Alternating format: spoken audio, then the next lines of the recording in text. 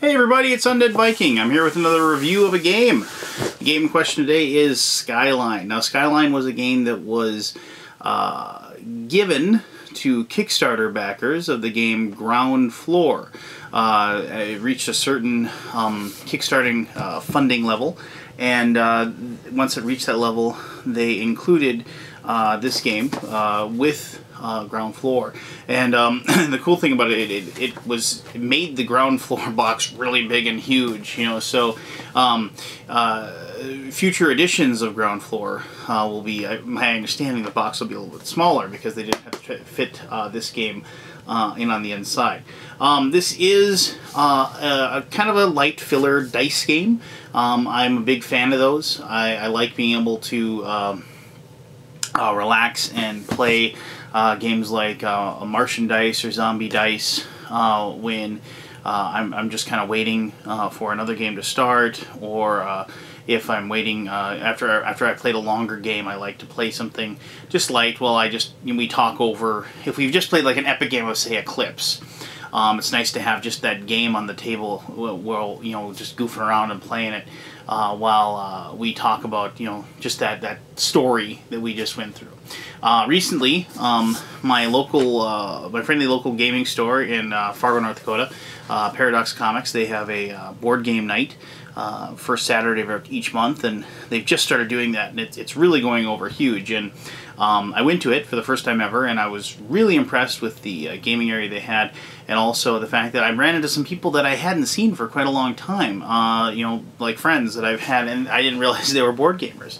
And while we were waiting for a Seven Wonders tournament to start to play, we had to kill some time, and I took out Skyline and we played it. We all had a really good time playing this. So, you know, that's kind of like what this game is. It's like a kind of a spur of the moment type game. But anyway, I'm going to show you how to play the game, and then I'm going to tell you what I think of it. You know, this probably won't take too long to explain the game or to tell you exactly what my thoughts are, but just be on the lookout for this, because I know it's going to come out by its lonesome, if you will, apart from being a Ground Floor exclusive. But alright, we'll show you how to play Skyline. Alright, Skyline is a game for 2 to 4 people. You could play the game solo too, there's solo rules, but I haven't played it solo. I've played the game competitively, if you will. So the game has 3 sets of dice. These are the penthouse, or the top level dice. These are the ground floor dice, and these are like the mid-level floor dice. You can tell this is a ground floor die because of the fact that you can see there's that little straight line on the bottom. That means it's the bottom floor. Obviously, with this one, you can see these are the middle floors because you see the lines across the side. Purple buildings can only be 2 levels, so for the middle, you can see there is a top for this. Purple buildings, since they only go up to 2 levels, will never have a penthouse floor. But you can see that the blue is like that, and the orange is like that. And then for the penthouse, you can see here's the blue. Obviously, that's a penthouse. There's the orange, and then the other sides that would normally be purple are blank because they just don't exist as far as that goes. Obviously, you can see here that the low rise 1 to 2, the mid rise, and the high rise, and you can see the different colors: purple, blue, and orange. And the orange buildings, obviously, the taller the building, the more points it's worth. When you turn in your dice after you've created a building, you'll take one of these tiles up here, and you can see a 2 floor is worth 4 points. You can see on the bottom, and you can see up there, you can see the dots showing the 2 black dots, meaning it's a 2 floor building.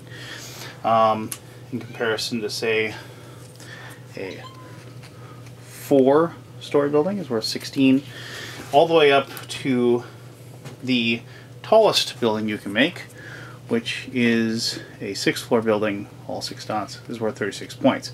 Now the reason why those points are gold is because if you succeed in building a 6 floor building, that signifies that'll be the end of the game. And then if anybody else who hasn't had a turn that round still gets a turn, so they can match you with a 6-story building. But that will be the last round of the game. Alternatively, you have this track marker here that goes to round 9, and after the 9th round, the game will be over as well. Very simply, when it is your turn, you can take any 3 dice that are located over here in these piles, or you can take any dice that are in the abandoned district, which is over here. When you start the game, you supply the abandoned district with 1 of each die type, and you place it over into that area. Now, the abandoned district actually can get more dice in it because people will put dice into the abandoned district, but I'll explain that in just a few moments here. So, if you're the first player to go, you probably want to have maybe you take two ground floor buildings like so, and then maybe you take a mid-range. So you have your 3 dice you're going to start with, and then you roll them. So let's just roll these and see what I get. Well, as you can see, I got 2 purple ground floors, like those, and I also got an orange mid-floor. Well, obviously, you know, I got the startings of a couple of buildings that I can begin right now, so I might want to do that. Now, your options at this point, after you rolled the dice, is you can either build something. If you can use a die that you rolled, you can use it to build. You can abandon, which means you take 1 die and you put it into the abandoned district, and you take the remaining dice and you roll them over. Or you can demolish. Now, when you demolish, you actually have to have a built building or a completed row of dice that constitutes a completed building. Now, when you demolish, you actually demolish the building that you have, and then you put it back up here, or you return the dice over there, and then you can return any dice you wish back over into the pile. Now, you might ask, why would you want to demolish a building that you've created? Well, if you do that because you want to keep rolling the dice, but you don't want to give up any dice into the abandoned district, so the next player in turn is able to use those to their benefit. But in this case, let's just say I take this one and I start off a building, you know, right there, you know, so I have 1 floor there, and so since I used a die, I can roll the other 2. Let's see what I get here. And so I get the exact same result again. So let's just say I put the other one down like that, and then I'll take the last die here and I'll roll. And I got this, which is not helpful at all. What I was shooting for was to get that, meaning that I would have completed a building, but I didn't. So now I can either demolish, which would actually take away 1 of these buildings over here, or I can just put this over in the abandoned district. So I'm going to do that. I'm going to put it in the abandoned district because I don't want to get rid of either of my starter buildings. Now, you notice that this actually constitutes a complete building. If I wanted to, I can turn 1 of these, or both of these, into points. So what I'll do is I'll take 1 of these for 1 point, and I'll place that in front of me, like so, and I'll take the die, and I'll throw it over there. Now what I can do then is, now I wait for the other people to go, and then it'll be a turn again, but I get to keep this die in front of me, meaning that I already have a started building. So let's just go ahead and let's say I do my next turn. Let's take 2 of these. Let's, you know, for the second round, let's say they were foolish and they gave me some dice to roll over here in the abandoned district. So now I have all these dice. It got back to me, and now it's my turn. I have all these dice to roll. So I'm going to take these because obviously when I have more dice, I have a better chance of getting something good. So I'll roll this, and this is actually pretty good actually, because now I can build multiple things. I got a starting building for orange, which is always good to have. So I place that there, and I got 1 to finish off a level 1 building, so I can put that one on top of that like so. I didn't get any starters for a blue building, so unfortunately I can't do that, but I did get high-rise like that, so I can place that on top of there. And now, since I've built, I can reroll all of these dice. I'll do that. And this is actually pretty cool. I can actually finish a blue building at this point. because I can take these 3 dice that I just rolled and complete a 3-level building. I'll show you that. So I can go ahead and put that in front of me like that. Now I have 1 die left to roll. And I'll roll it, and I'll hope maybe I can get an orange penthouse. I did! Awesome. So that actually worked out really well for me. So now, as you can see, I've completed 3 buildings. Everybody else is cursing me for my good luck. I'll take a level 2 for that one, and I'll return those. I'll take a level 3 for this one. And that's a 9-pointer, like so. And I'll take another level 3 for this one. So I'll return those like so. And there we go. I built four buildings now, and I have these, and these are points I have in front of me. Now the abandoned district is empty, so I have to replenish that with 1 die again of each. And then the next person goes. And so on and so forth. And the game will progress, as I said, until somebody builds a level 6 building, or until somebody builds, until we get to round 9 and the game is over. Now, just to show you, like, quickly how that abandoned thing, like demolish, goes. Say I rolled these dice, and I got this one to start it off like that, and then I rolled this die again, and I wasn't able to use it. Now, instead of like putting that into the abandoned district, which, you know, I should because it's just 1 die, I could alternatively give up this 1-point building like so and toss that one to the side. So I return this one to up here, and I toss that back over there. Now I wouldn't do that because now I'm replenishing it with 3, but I just wanted to show you how that demolish building works if you're going to take that option. So, alright, well that's how you play Skyline. Let me tell you exactly what I think of it. So that's how you play Skyline. You know, just a quick little blather here.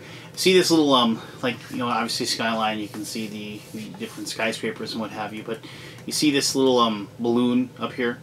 I totally think, I mean, you know, besides the fact that maybe hopefully it draws your attention away from the ugly Tasty Minstrel Games logo down here, I think they totally missed the boat. They should have made this a Zeppelin. Just, you know, because like Kings of Steam came out, it had Zeppelins. They should have had this be a Zeppelin up here. That's just my opinion. But, so, you know, you can't really find a fault with a game that's like this light, other than the fact that it is incredibly random, obviously because you're rolling dice. And it's just a really, really light game. If you're expecting it to be something deep and strategic, I mean, you know, you had no business picking up the game in the first place, because that's not what this is. You know, I mean, I like the push your luck gambit. I do like that there is that little tiny bit of strategy involved, because you don't want to throw too many dice into the abandoned district, so like the next person can scoop up a bunch of them to roll and have a really good chance at having a really good turn. So it kind of behooves you to almost always have a I mean, if the dice in that abandoned area are getting like either too many, or there's too many of them that you know, the next player is going to want to use, it behooves you to take a ground floor die and make sure like you get a level 1 ground floor die, and you put that in front of you. So when all is said and done, you can't do anything else with the rest of your dice. You can choose to destroy, you know, the building, and you can then discard that 1 point. You know, who cares, 1 point, right? And then make sure that you get to put all the dice back into the building pile, so the next person isn't able to use that. I do think that obviously there is the chance that if somebody gets really, really lucky and manages to build the 6-high skyscraper to finish off the game before anybody else can get to 36 points or more, can be a little disconcerting to some people, because of the fact that, you know, they want, you know, the game to be, I don't know. If you do that gambit and you win just because in like 2 or 3 turns you're able to just get super lucky, and I get that, then I can see where people might have a problem. But you know, I've tried to do that purposely in these games, and it's only worked for me once. You know, to go for that 6 tall building and then you know, to finish off the game quickly and win. So it isn't like it's easy, because those orange sides only appear on one of the 6 sides of the die. The only way you can really pull that off is if the person that hands you the dice puts a ton of dice in the abandoned lot. And so you have, you know, whatever it is, you know, 9, 10 dice to roll, and you then it's easier, obviously, to get that. Other than that, it succeeds at exactly what it's supposed to be. It's supposed to be light, it's supposed to be fun, and it's supposed to be easy on the brain. And as far as dice filler games go, I mean, I love the heck out of it, and it's a game that my daughter can play, and she really enjoys it.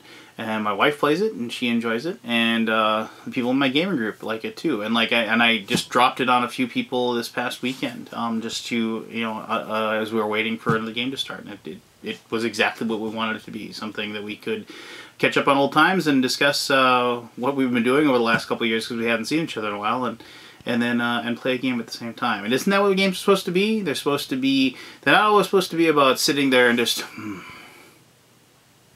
the entire time. It's about being a social aspect and having a good time with your buddies. So the only thing, I guess, the only negative I can really think of is that as far as filler games go, it's not really portable. You know, there's lots of filler games with dice that, like, you know, it's like 12 dice, and so you can put those in a bag and you can go and you can take it anywhere. You can take it to the bar, you can take it to a restaurant, you can take it to the library, you can wherever, and you can play the game whenever you want. Here, you know, you have so many dice that it's not a really portable game. So, you know, it isn't a play anywhere type of situation. But, you know, whatever, no big deal, right? So, all right, well, that's Skyline. If you're looking for a cool little dice filler game, I highly recommend it. But until next time, this is Undead Viking. Thank you for taking the time to watch this video, and you have an awesome day.